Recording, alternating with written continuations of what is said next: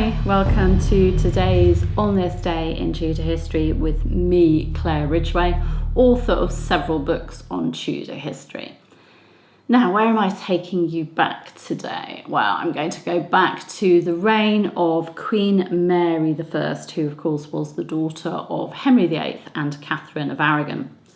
For on this day in Tudor history, Thursday the 12th of September 1555, the trial of Thomas Cranmer, Archbishop of Canterbury, began in the University Church of St. Mary the Virgin at Oxford. Now, Cranmer stood accused of heresy, being charged with two main offences or doctrinal errors: repudiating papal authority and denying transubstantiation, i.e. denying the miracle of the Eucharist, the sacrament. A 10-foot high scaffold decorated with cloth of state had been erected in the eastern end of the church in front of the high altar. And it was on this scaffold that James Brooks, Bishop of Gloucester and papal legate, sat. Below him sat Dr. Martin and Dr. Story, Queen Mary I's commissioners or proctors and doctors of the law. Martyrologist John Fox, who of course is known for his Book of Martyrs, writes of how the Archbishop came forth of the prison to the church of St. Mary, set round with bills and glaives, for fear he should start away. Now, bills and glaives were weapons, so he was surrounded by men carrying these weapons in case he sought to escape. Fox describes the Archbishop as being clothed in a fair black gown with his hood on both shoulders, such as doctors of divinity in the university used to wear, and in his hand a white staff.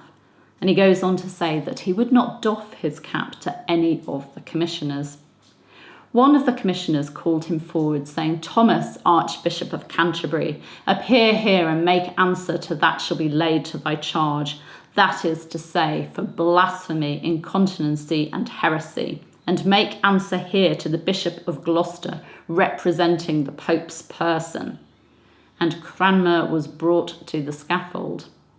Cranmer then doffed his cap and bowed to the Queen's proctors, but did not bow or doff his cap to Brooks.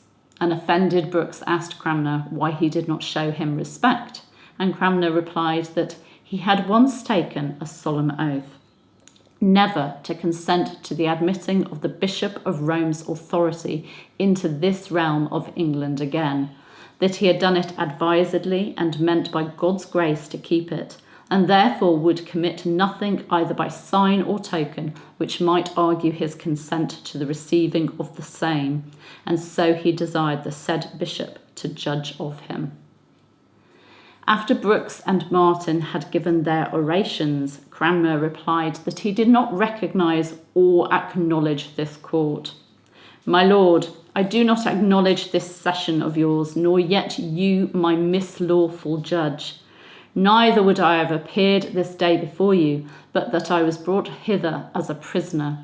And therefore I openly here renounce you as my judge, protesting that my meaning is not to make any answer, as in a lawful judgment, for then would I be silent, but only for that I am bound in conscience to answer every man of that hope which I have in Jesus Christ by the counsel of St. Peter, and lest by my silence many of those who are weak here present might be offended.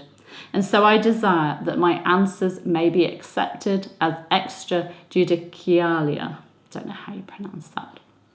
The Archbishop knelt both knees towards the west and recited the Lord's Prayer, then rose and recited the Creed. According to Fox, Martin asked Cranmer who he thought was supreme head of the Church of England, to which Cranmer replied, "Christ is head of this member, as he is of the whole body of the universal church." When Martin pushed him further, asking why he had then made Henry VIII the supreme head, Cranmer stated, "Yea, of all the people of England, as well ecclesiastical as temporal." And then when Martin asked, "And not of the church?" Cranmer replied, "No, for Christ only is the head of his church, and of the faith, and religion of the same. The king is head and governor of his people, which are the visible church. He explained that there was never other thing meant by the king's title. After the commission had heard the archbishop's answers to all of their objections, they ordered him to appear at Rome within 80 days to answer to the Pope himself. Cranmer agreed to do this and was then taken back to his prison. He was never taken to Rome, but his fate was decided there on the 4th of December 1555. The Pope stripped him of his office of Archbishop and gave the secular authorities permission to sentence him. And, of course, Thomas Cranmer, Archbishop of Canterbury, was burned at the stake for heresy on the 21st of March 1556, becoming one of the famous Oxford martyrs. So a sad story today that someone who had served Mary I's father rather loyally and had done everything he could for Henry VIII came to this end in Mary's reign, came to a very nasty end. So there you go, his trial started on this day in 1555. Thank you for joining me today. I do enjoy bringing you these Tudor treats, these on this day in Tudor history events on a daily basis. I love talking Tudor. You can subscribe to this channel by clicking round about there. You can hit the bell to be notified as well as these videos go live, and you can of course give this video a like too. I really appreciate it. I will see you tomorrow. Bye bye.